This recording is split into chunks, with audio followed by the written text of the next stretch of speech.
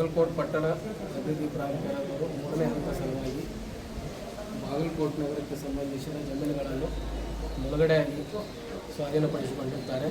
ಸದರಿ ಜಮೀನುಗಳ ಪರಿಹಾರ ಹೆಚ್ಚುವರಿ ಸಲುವಾಗಿ 2ನೇ ಕಂತಿನ ಪರಿಹಾರ ಸಲುವಾಗಿ ನಿರ್ಬಂಡ್ 5ನೇ ಹೆಚ್ಚುವರಿ ಜಿಲ್ಲಾ ಸತ್ರ ನ್ಯಾಯಾಧೀಶ ನ್ಯಾಯಾಲಯದಲ್ಲಿ ಪ್ರಕರಣ ಮುಕ್ತಾಯವಾಗಿದ್ದು ಪರಿಹಾರ ಕೊಡಬೇಕು ಅಂತ ಆದೇಶ ಕೂಡ ಮಾಡಿರುತ್ತಾರೆ.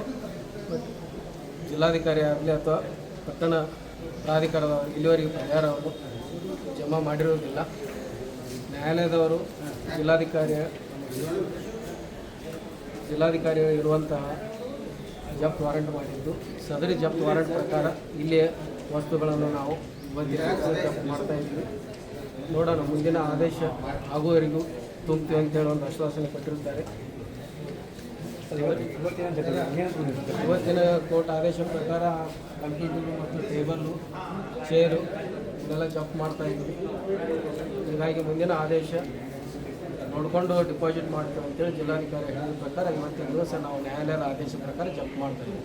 ಎಷ್ಟು ಅಮೌಂಟು ಟೋಟಲ್ 3 ಕೇಸ್ ಇದಾವೆ. ಇದು ಒಂದು 71 ಕೋಟಿ ಇದೆ. ಇನ್ನೊಂದು 2ನೇ ಕೇಸಲ್ಲಿ 71 ಕೋಟಿ 2ನೇದು. 3ನೇ ಕೇಸಲ್ಲಿ 23 ಕೋಟಿ ಇದೆ.